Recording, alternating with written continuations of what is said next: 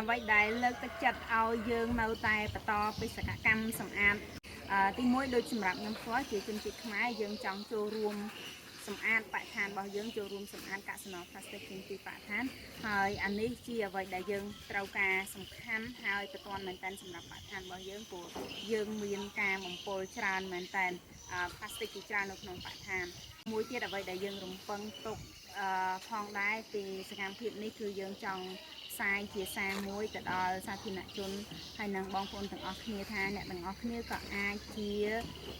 អ្នកដែលអាចចូលរួមចំណែកក្នុងការដោះស្រាយបញ្ហានេះបានដែរហើយអញ្ចឹងចូលរួមទាំងអស់គ្នាក្នុងការគាំទ្រមកយើងដើម្បីឲ្យយើងអាចបន្តបេសកកម្មរបស់យើងក្នុងការសម្អាតទីតាំងភូមិដែលមានការបំពុលបែបនេះទៀតនៅតំបន់ផ្សេងទៀតនៅក្នុងប្រទេសកម្ពុជាយើងហើយអ្នកទាំងអស់គ្នាគឺជាផ្នែកមួយនៃដំណោះស្រាយហើយនឹងការចូលរួមរបស់អ្នកទាំងអស់គ្នាគឺសំខាន់មែនតើ